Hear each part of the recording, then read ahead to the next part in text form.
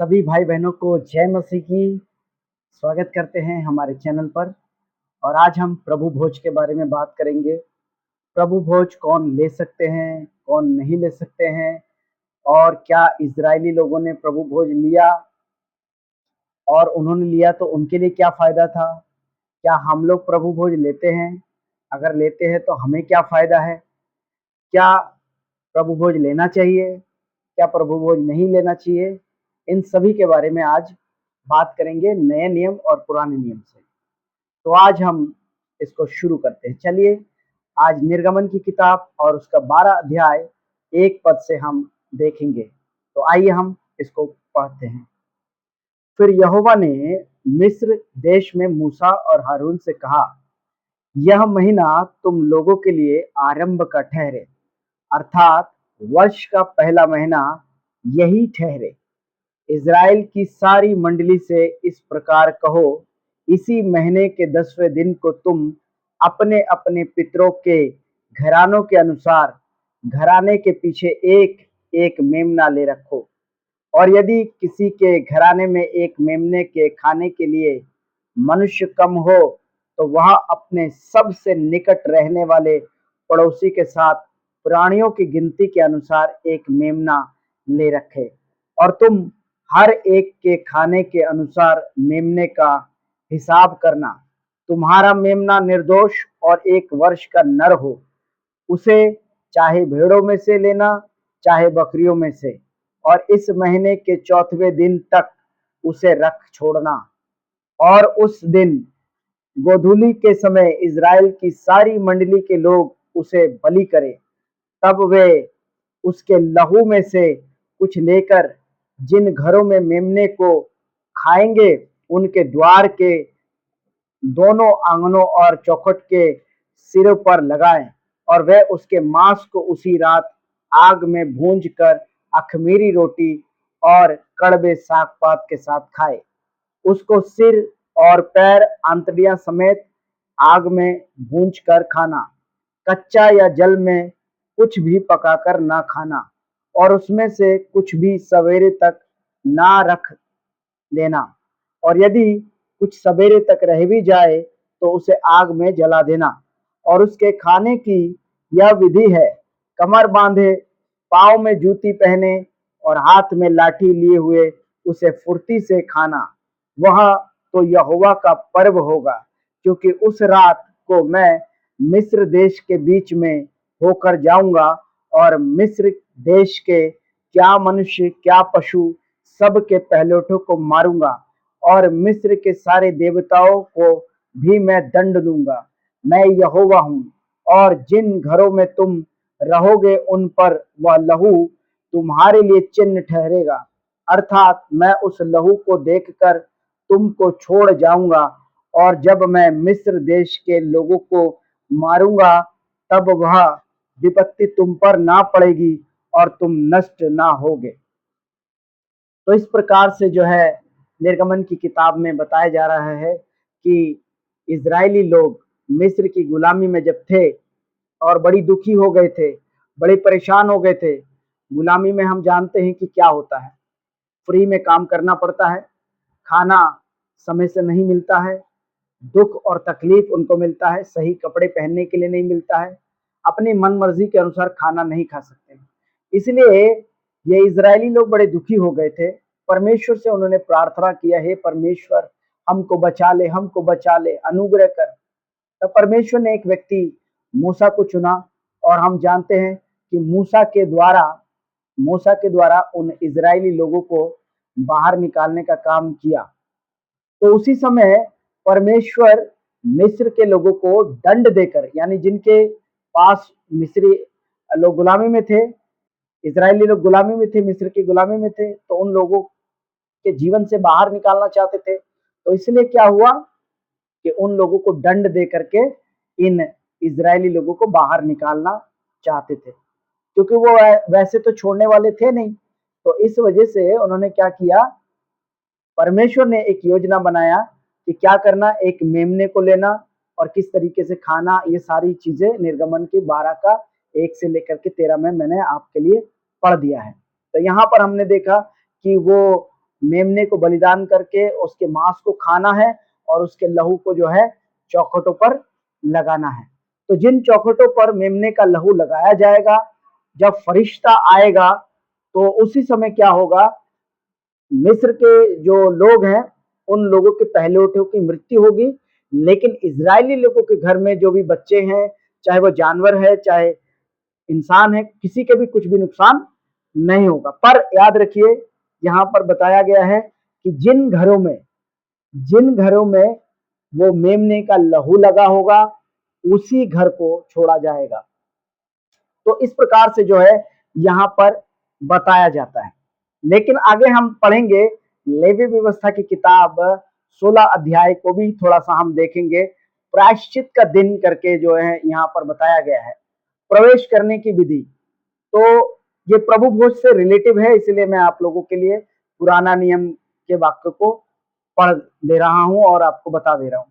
चाहे तो आप डायरी पेन लेकर के भी बैठ सकते हैं और उसमें लिख सकते हैं, तो आपके लिए अच्छा होगा, याद करने के लिए भी बहुत अच्छा होगा।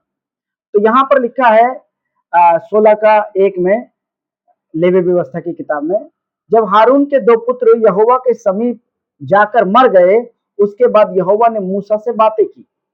हारून के पुत्र यहोवा परमेश्वर के समीप गए, लेकिन उन्होंने बेढंगे से गए होंगे, इसलिए वे क्या हो गए, मर गए। तो आगे सुनिए 2 और 3 कहता है, और यहोवा ने मूसा से कहा, और अपने भाई हारून कह कि संदूक के ऊपर के प्रायश्चित वाले ढकने के आगे बीच वाले पर्दे के अंदर पवित्र स्थान में हर समय प्रवेश ना करे। हर समय प्रवेश ना करे। मंदिर के अंदर जाने की एक विधि है, वहां पर परमेश्वर का एक संदूक है और वहां पर किस तरीके से जाना है उसका नियम कानून जो है बताया जा रहा है। नहीं तो मर जाएगा। साधारण तरीके से ऐसे वैसे गया तो व्यक्ति वहीं पर मर जाएगा, क्योंकि वह प्रायश्चित के ढकने के ऊपर बादल में दिखाई देगा, परमेश्वर का उपस्थिति वहां पर होगी। इस प्रकार से बताया गया। 5 से लेकर के 7 तक यहाँ पर बताया गया, हारून पहले अपने और अपने परिवार के पापों के लिए शुद्धिकरण करता है। तो वहां जो जाता है उसके अंदर प्रवेश करता है, तो क्या करता है, पहले अपने आप को अपने परिवार को शुद्धिकरण करते हैं, तो शुद्ध होके ही वो अंदर मंदिर के अंदर प्रवेश कर सकेंगे। तो ये विधि यहाँ पर बताते हैं 5 से 7 में। फिर वह इजरायलियों की मंडली के पास से पाप बलि के लिए 2 बकरे और होम बलि के लिए 1 मेढ़ा ले, और हारून और उस पाप बलि के बछड़े को जो उसी के लिए होगा चढ़ाकर अपने और अपने घराने के लिए प्रायश्चित करे। तो मेमने का जो लेकर के अपने और अपने बाल बच्चों का, अपने परिवार का के लिए क्या करेंगे, उसको बलिदान करेंगे, जिससे कि उनकी पापों की क्षमा हो। यानी कि बलिदान का सीधा सीधा मतलब यही है कि जो बलि हो रहा है, हारून का और उनका परिवार का पाप जो है वो मेमना अपने ऊपर उठा लेता है। इस प्रकार से वो बताया जा रहा है कि ऐसे करना है। और उसके बाद क्या कहता है, और उन दोनों बकरों के को लेकर मिलाप वाले तंबू के द्वार पर यहोवा के सामने खड़ा करें। पर 11 में इसमें और थोड़ा सा क्लियरिटी किया गया है, मैं बता देता हूं। हारून उस पाप बलि के बछड़े को जो उसी के लिए होगा समीप ले जाए और उसको बलिदान करके अपने और अपने घराने के लिए प्रायश्चित करे। तो इस प्रकार से जो है उनको प्रायश्चित करने के लिए कहा गया। और उसके बाद 15 से लेकर के 17 तक जो बताया गया है, मैं ये लेवी व्यवस्था की किताब 16 अध्याय में पढ़ रहा हूं, याद रखिए। तो अब मैं 15 से 17 तक पढ़ रहा हूं आपके लिए। फिर वह उस पाप बलि के बकरे को जो साधारण जनता के लिए होगा बलिदान करके उसके लहू को बीच वाले पर्दे के भीतर ले जाए। तो यहाँ पर बोल रहे हैं कि जब पहले अपना शुद्धिकरण हो गया, अपने बाल बच्चों का शुद्धिकरण हो गया, और उसके बाद क्या करना है उनको, जो अलग जनता है, जो और लोग आए हुए हैं और मंदिर से बाहर है, उन लोगों के लिए क्या करे, प्रायश्चित का, जो लोग पाप किए हुए हैं वे लोग अपना अपना पाप बलिदान करने के लिए जो मेमने लेकर के आते हैं, तो हारून और उनके लोग, उनके बच्चे मिलकर के ये कार्य को पूरा करते हैं। तो क्या करते हैं, और जिस प्रकार बछड़े के लहू से उसने किया था ठीक वैसा ही वह बकरे के लहू से भी करे। उसी तरीके से जैसे उन्होंने अपने लिए किया था वैसे ही उन जनता के लिए भी करना है, अर्थात उसको प्रायश्चित के ढकने के ऊपर और उसके सामने छिड़के, और वह इजरायलियों की भांति भांति की अशुद्धता और अपराधों और उनके सब पापों के कारण पवित्र स्थान के लिए प्रायश्चित करे, और मिलाप वाला तंबू जो उनके संग उनकी भांति भांति की अशुद्धता के बीच रहता है उसके लिए भी वह वैसा ही करे। तो मिलाप वाला तंबू यह दर्शाता है कि लोग परमेश्वर के साथ मिलन होना है। तो मिलन होने के लिए एक काम हो रहा है कि परमेश्वर तो पवित्र है लेकिन मनुष्य पापी है, इसलिए क्या हो रहा है, उनके बीच में एक बलिदान हो रहा है परमेश्वर से मिलने के लिए। तो बलिदान के बीच में क्या है, आप देखिए कि ये जो इजरायली लोगों का पाप है उस बछड़े के ऊपर डाल दिया जाता है और उसके बाद ही परमेश्वर से मेल मिलाप होता है। इस प्रकार से जो है किया जा रहा है। परमेश्वर ने हारून से और मूसा से इस तरीके से कहा था कि ऐसे करके करना।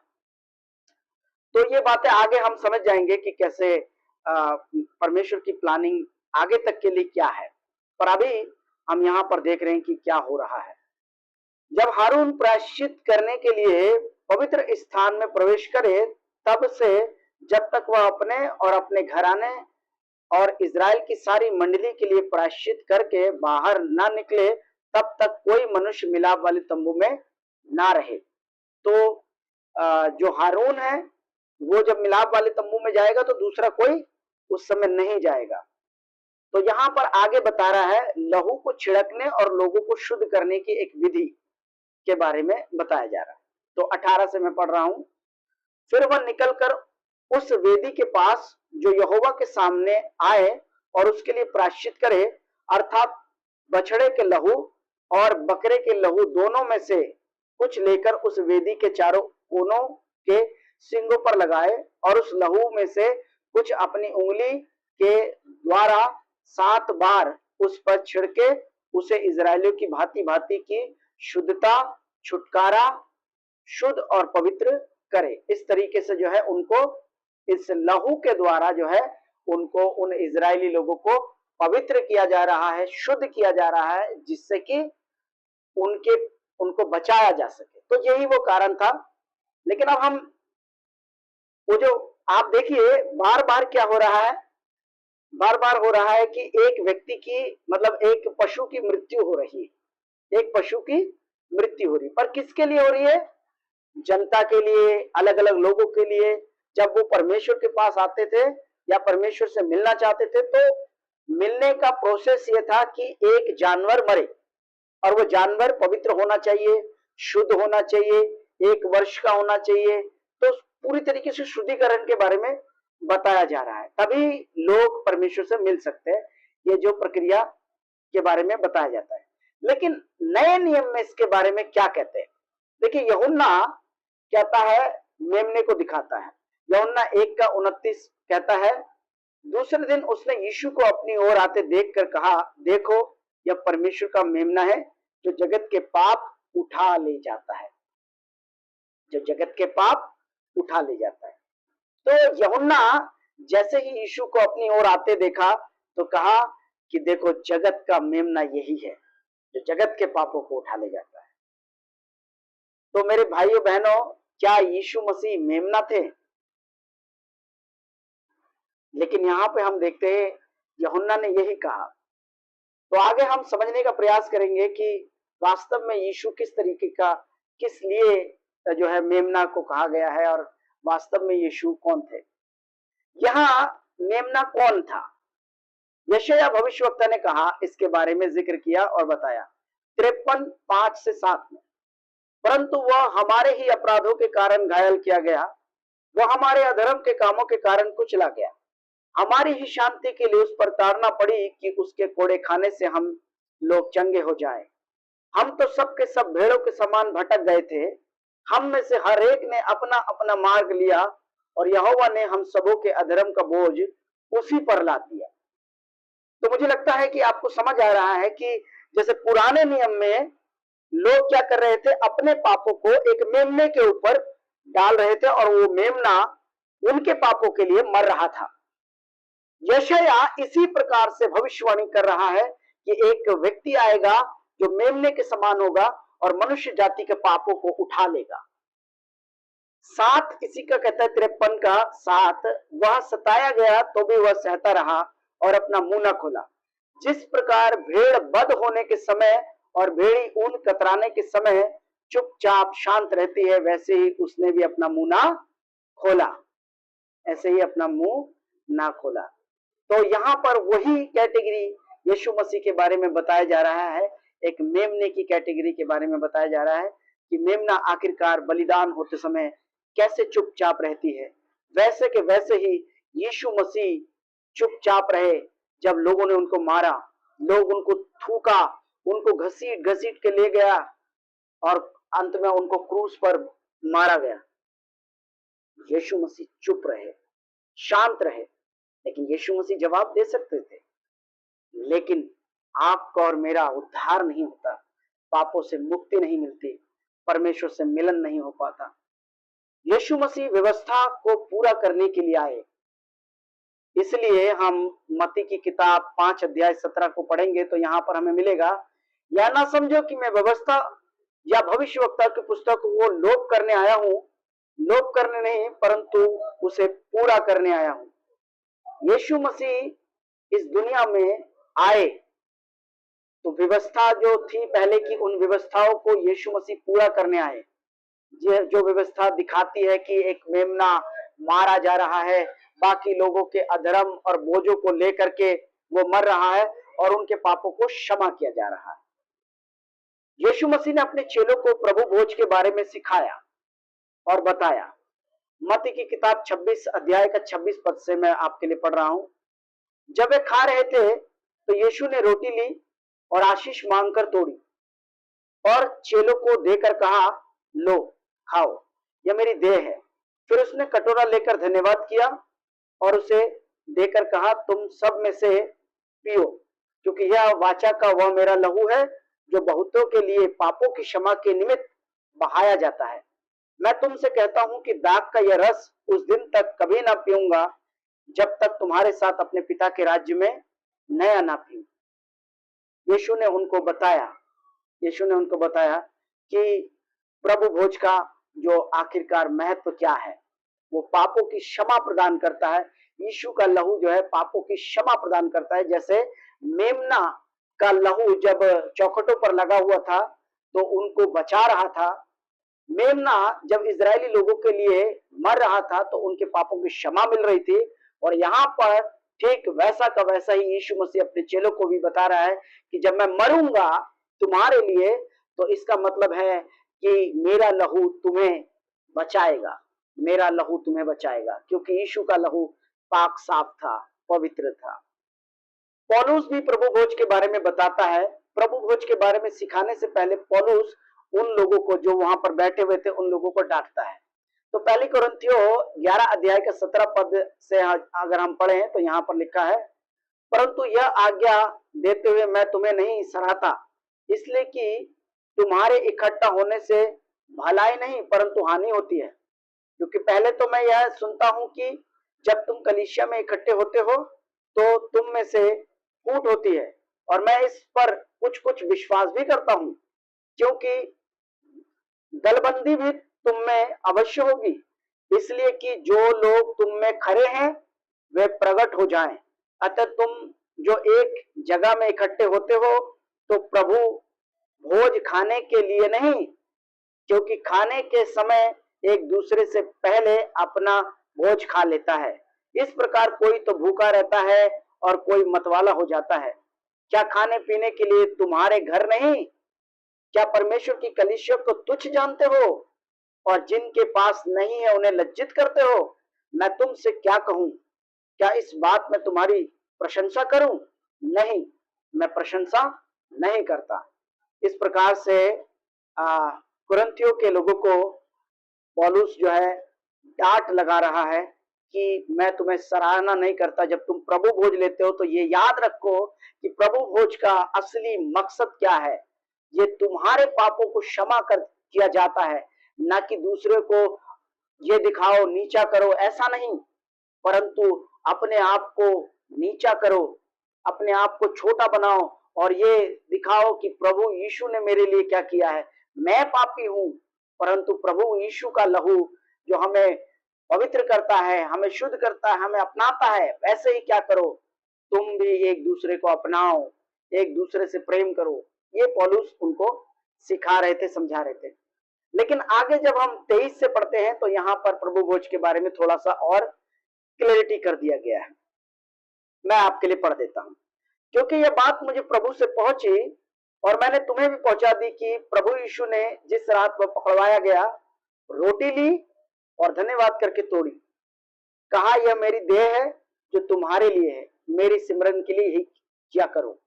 इसी रीति से उसने ब्यारी के पीछे कटोरा भी लिया और कहा यह कटोरा मेरे लहू में नई वाचा है, जब कभी पियो तो मेरी सिमरन के लिए यही किया करो। क्योंकि जब कभी तुम यह रोटी खाते और इस कटोरे में से पीते हो तो प्रभु की मृत्यु को जब तक वह ना आए प्रचार करते हो। इस तरीके से जो है पौलुस ने उनको बताया कि यीशु का लहू क्या करता है, हमें पापों से शुद्ध करता है, हमें प्रभु से मेल मिलाप कराता है। अब मैं आपके लिए 27 आयत से पढ़ रहा हूं, ये आपको बहुत ही अच्छे से समझ आएगा। इसलिए जो कोई अनुचित रीति से प्रभु की रोटी खाए या उस कटोरे में से पिए, वो प्रभु की देह और लहू का अपराधी ठहरेगा। इसलिए मनुष्य अपने आप को जांच ले और इस रीति से इस कटोरे में से खाए और इस कटोरे में से पिए।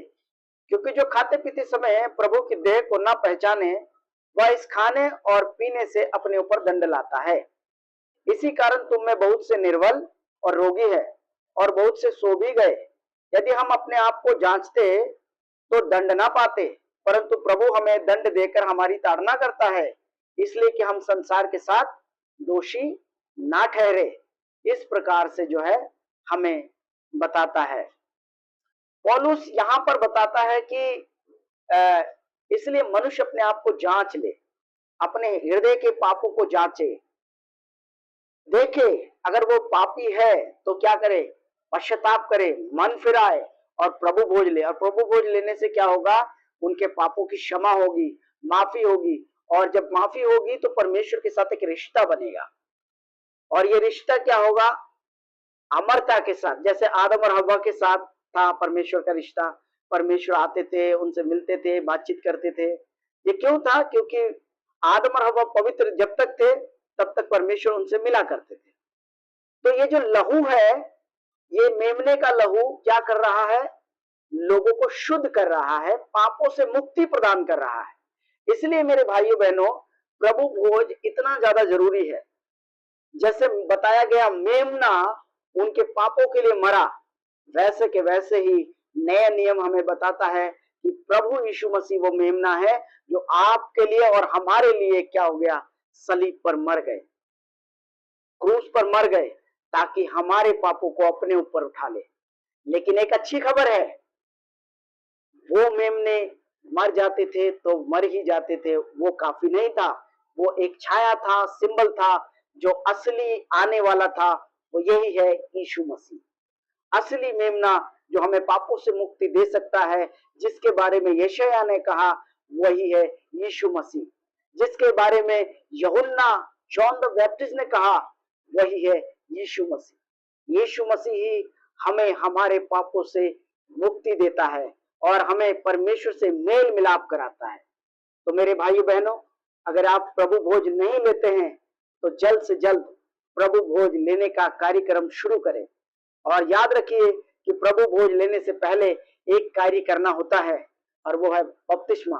तो बपतिस्मा जरूर लीजिए और बपतिस्मा के बाद प्रभु भोज लीजिए, जिससे कि परमेश्वर के लहू से, यीशु का लहू से साथ हमारा जो लहू का संबंध हो जाता है। याद रखिए, हमारा जितना ज्यादा रिलेशन ब्लड टू ब्लड होता है, उसी तरीके से जब हम खून का रिश्ता परमेश्वर के साथ होता है तो मजबूती के साथ होता है, गहराई में होता है। तो इसलिए प्रभु यीशु का लहू जो है हमें परमेश्वर से जोड़ती है, हमें शुद्ध करती है और परमेश्वर के रास्ते पे या स्वर्ग जाने का मार्ग बना देती है। तो याद रखिए, इसलिए हम प्रभु भोज लेते हैं और प्रभु भोज के बहुत सारे फायदे हैं।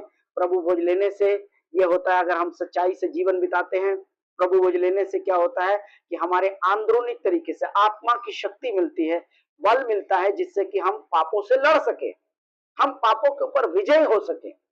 इसलिए हमको प्रभु भोज लेना चाहिए। तो मैं विश्वास करता हूं कि आप लोगों को ये बातें पूरी तरीके से, प्रभु भोज हमें क्यों लेना चाहिए, किस लिए लेना चाहिए, कौन ले सकता है, कौन नहीं ले सकता है, इसके बारे में बहुत अच्छे से आप लोगों को समझ आया होगा, आशा करता हूं। तो इन वचनों के द्वारा प्रभु आप सभी को बहुत आशीष करे। आइए एक छोटी सी प्रार्थना करके समाप्त करेंगे। प्रभु यीशु मसीह, हम विश्वास करते हैं कि आप हमारे मुक्तिदाता हैं, आपने हमारे लिए लहू को बहाया है, और हम जानते हैं कि आप भी हमारे लिए वो मेमना बने जो हमारे पापों को अपने ऊपर उठा लिया। प्रभु धन्यवाद कि आपने हमारे पापों को अपने ऊपर उठाया है और हमें मुक्ति दिया है। प्रभु परमेश्वर, जितने भी भाई बहनों ने आज इस वीडियो को देखा है, उन सभी भाई बहनों को आशीष करिए और परमेश्वर अपनी जिंदगी में आगे बढ़ाइए, पापों से मुक्ति करिए, और परमेश्वर प्रभु आप में और बढ़ सके, इसके लिए दुआ करते हैं।